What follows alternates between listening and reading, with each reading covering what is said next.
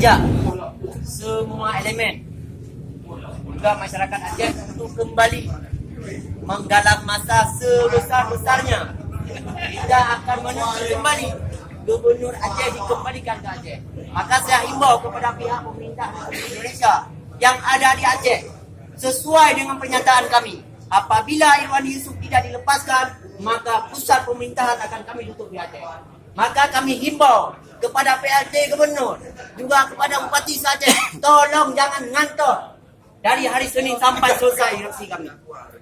Ini harapan kami juga kepada masyarakat Aceh untuk mengentuk keras perilaku semena-menanya pihak KPK terhadap Irwandi Yusuf. Maka sekali lagi saya bertegaskan kepada bangsa Aceh, hari ini kita harus bersatu. Tidak ada pilihan lain selain bersatu. Maka saya harapkan kepada pihak pemerintah Republik Indonesia yang ada di Aceh, tolong tutup kantor apabila Irwandi Yusuf belum dibebaskan.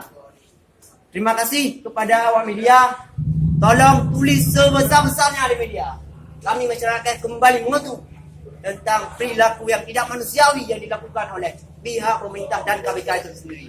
Terima kasih. Saya Fahmi Nuzullah daripada Koordinator Masyarakat Aceh Bersatu, insyaAllah akan siap kembali memimpin aksi besar-besaran. Maka ini adalah satu peringatan kepada Republik Indonesia, jangan menganggap aksi ini adalah aksi biasa. Tapi aksi ini akan menumbuhkan segala sesuatu bisa terjadi.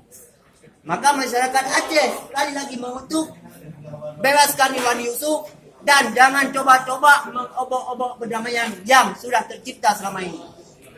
Hidup bangsa Aceh! Itu belum bisa dipastikan.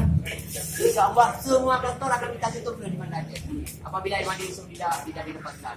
Maka untuk jumlah masa itu tidak bisa kita turunkan ya.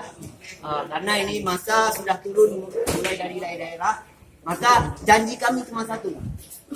Respon dari pihak Republik Indonesia belum kami lihat. Maka jangan salahkan apabila bangsa Aceh akan kembali bersatu. Belum bisa diberikan bayang. Pusat aksinya di mana, Pak? Apa? Banda Aceh. Di kota Banda Aceh. Hari Selasa. Itu belum bisa kita. Nyawa media hari Selasa tolong hadir untuk sama-sama kita sukseskan aksi ini.